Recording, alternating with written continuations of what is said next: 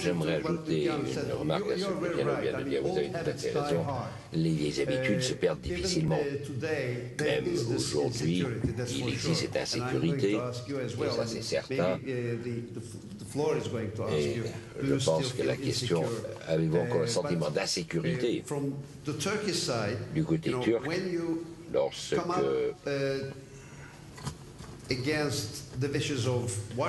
vous êtes face à face avec Washington, vous ne vous sentez pas très sûr. Les relations sont très bonnes, anciens alliés, mais lorsque vous dites, à la lumière de la situation présente, vous faisiez ce que l'on vous disait de faire, l'Europe reste quoi? Est-ce un partenaire silencieux? Pour l'interrogation. Donc là, je suis d'accord avec vous. Oui, mais j'aimerais dire quelque chose qui n'a pas encore été dit à cette conférence. Il est intéressant d'entendre ce mot insécurité. Nous allons avoir une élection dans 2 semaines qui va refléter une autre forme d'insécurité. Les États-Unis, dans un avenir prévisible, vont rester la force dominante sur le plan militaire, mais il est très important que chacun comprenne la colère, la préoccupation et l'inquiétude de la population américaine sur la situation actuelle au niveau interne. Nous avons un taux de chômage de 9,5%, un taux qui n'a pas été vu depuis les années 30.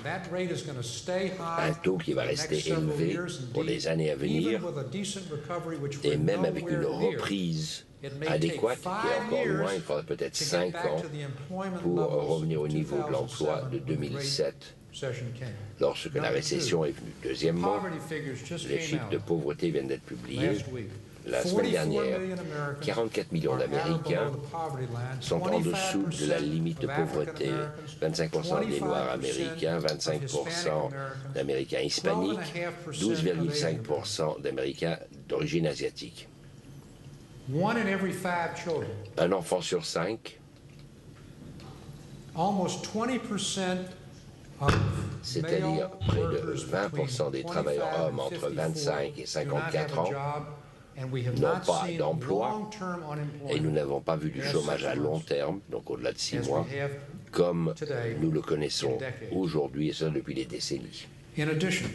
De plus, il existe un sentiment, et là, on revient sur la question de gouvernance mondiale. Lorsque les gens sont fâchés, sont sans emploi, et quelqu'un qui appuie le président, la question a été posée, est-ce que le rêve américain a disparu?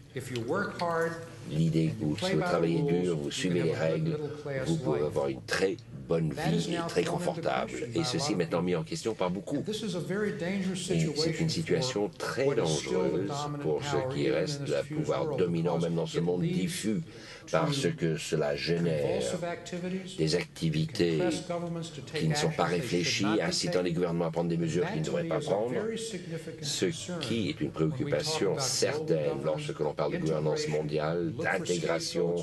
Vous recherchez des causes de situations de ce genre. Et lorsque nous parlons d'insécurité, et le pays en développement manque de sécurité, j'ai dit que l'Europe est prête à abandonner son rôle au FMI, et les États-Unis ont compris également, mais la population des États-Unis se trouve dans une situation psychologique difficile qui peut donner lieu à des problèmes pour la gouvernance mondiale et pour le type de monde intégré que nous avons réussi à développer.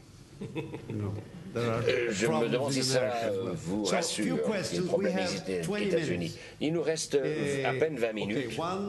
Une, deux... Let's get this 2 and 3. Let's get this 3 and then donc ces 3 questions et ensuite nous verrons où nous en sommes. On the question of double standard in the global governance tools that WTO operates well, my question is knowing whether after the G20 the panel members have a feeling that there are possibilities of seeing other tools which could rapidly be erected to have mandatory tools and decisions that could be implemented, audited, and even sanctioned. When you see the insistence given to the theme of double standards in market economies, and also double standards in the definition of democracy, one can be somewhat concerned, apart from generalities, on the dissemination of development and the happy road of governance, and wonder as to the real capacity to abide by binding rules if you keep this idea or concept of double standard. Well, I'll put the question to Kemal Dervish, and if the others wish to say anything, of course, you are free to. But before we answer the question, maybe we can have the next one. Thank you. Merci. My question is Mr. Israël. Matter of fact, I have two questions. J'ai en fait deux questions. Tout d'abord, pensez-vous que les liens entre les États-Unis et la Chine pourront mettre un terme à la guerre des devises? Et si les États-Unis et la Chine se réunissent et se mettent d'accord sur des problèmes monétaires qui existent, ceci pourrait être une décision apaisante pour le reste du monde. D'autre part, vous ayant écouté, que pensez-vous qu'il va se passer dans les élections de novembre aux États-Unis? Ah, ça, c'est une question à 1000 francs. Kemal, commençons avec vous. I think that it's going to be very difficult to have another organization such as the WTO in a short term. I think we'll be moving that way, but it's going to take more time. The advantage of trade is that it's something which is reciprocal. Of trying moving the IMF of any binding powers in terms of monetary and tax policies is going to be far more difficult because the monetary and tax policies are considered as something far more internal than trade. In fact, the monetary and tax policy has an impact on other countries. What the Fed does, or the European Central Bank does, or the Bank of China has repercussions on the global economy, but we're far from accepting binding tax rules at a global level. We've seen how difficult it is even in Europe. After years of cooperation and integration within Europe, of having binding tax rules with the Stability Pact. So this is going to take a great deal of time. Nevertheless, the process, as Jean-Claude Trichet said, the process of exchanging views and having the IMF acting as a catalyst for this exchange of views and having a macroeconomic impact on countries is a first significant point. It's not binding, but all the countries now have to declare what are their monetary and fiscal policies, how they see the future of their macroeconomic policies, and the IMF, as I say, acts as a catalyst of this overall process of mutual assessment. And it is an important step forward, but it's not yet what could be possible in the framework of WTO of imposing sanctions or binding rules for those that are not in line with certain decisions taken.